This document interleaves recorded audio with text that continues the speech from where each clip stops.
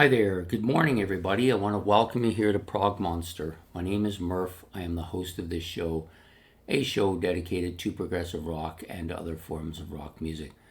So, we're here to do an episode for the month of August of my favorite 4 album runs. We're on the 29th of August. This is the number 3 run. I hope you're going to enjoy this one as much as I do. This was not easy to decide where to put these last 4 or 5, but I think this one had to be in here just for the very fact that it has arguably the best prog album in history in it. So I think that should tell you just about all you need to know. So we're going to start out the run with this album, the Yes album. Very, very, very good album. It took a long time for this to grow on me because I came in under Drama and then moved to Fragile. And this one is different from those 2 albums quite a bit. Keyboards aren't as dominant in the soloist aspect as they were on those other albums. But it's still a strong album, like lots of really catchy tunes here. This, of course, is the debut album of Steve Howe, who replaces Peter Banks on guitar. You've got, opens up with arguably one of my favorite Yes songs, probably my favorite on the album, Yours Is No Disgrace. Very well-known song now. At that time period, probably wasn't known as well. It wasn't the big hit on the album, but I have no doubt that it's one of the big hits on the album now. Then it has The Clap, which is the beginning of a little bit more of a classical feel to their music, although this isn't really a classical song, but it's the beginning of Steve Howe showing his killer guitar abilities, both electric and in this case acoustic.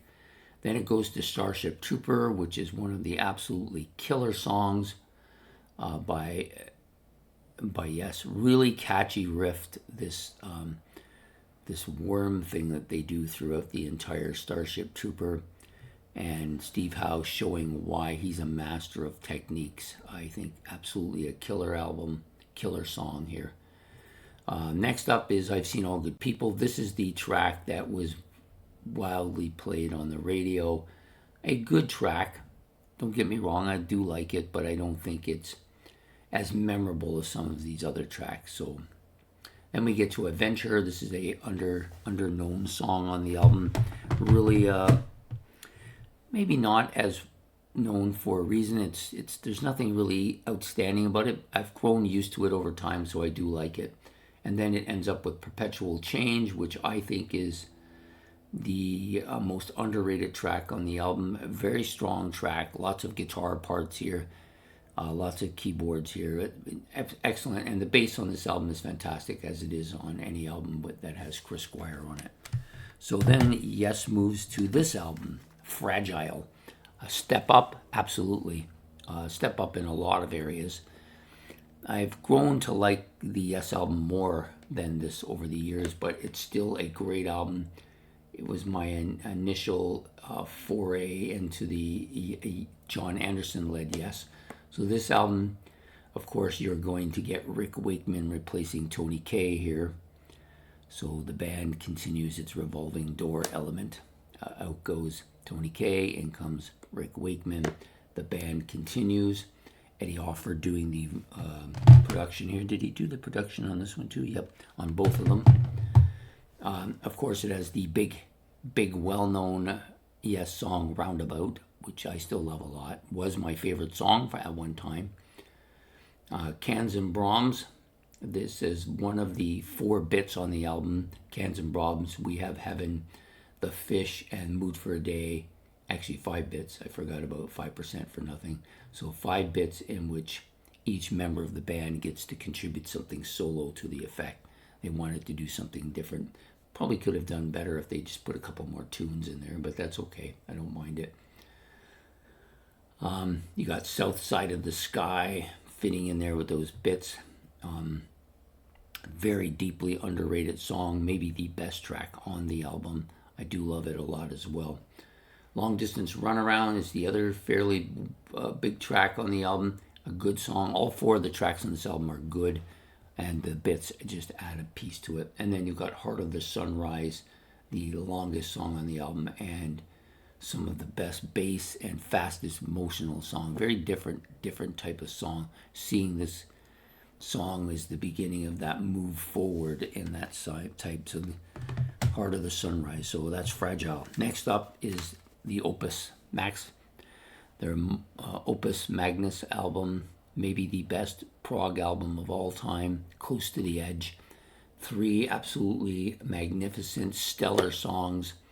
The Close to the Edge and its 4 parts, The Solid Time of Change, Total Mass Retain, I Get Up, I Get Down, and Seasons of Man. And then you have And You and I with its Chords of Life and the Eclipse, The Preacher, the Teacher, and the Apocalypse. And then it finishes out with Siberian Catru, which is the weakest track, in my opinion, on the album, but definitely stronger than almost an entire albums by other bands. This is a colossal album of absolute mastery,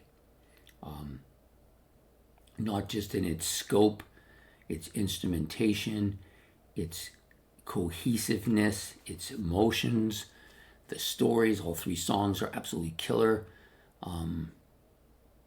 The lyrics even though they're kind of odd, are still absolutely essential to the feeling of this whole album.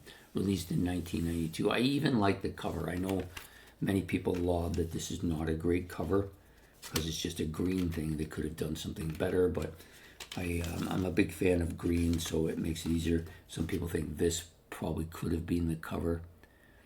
It's a great inside track album cover for the middle of the book. This is one of the best, like I said, one of the best albums ever produced. I think just absolutely great. Yep, another Eddie Offord offering. That's another Roger Dean cover. 2 in a row there now. And it ends with this album, Tales of the Topographical Ocean. Maybe the best Yes cover ever. Oh, not the best storage container ever, though. Anyways, yeah.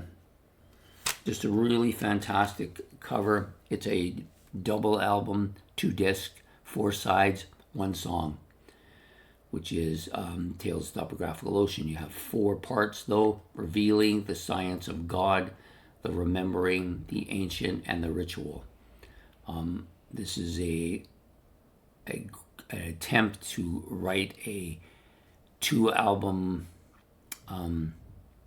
story based on some, if I'm incorrect, please based on some in Hindu. Is it Hindu? I think it's Hindu mythology. But there's some absolutely killer guitar stuff on here.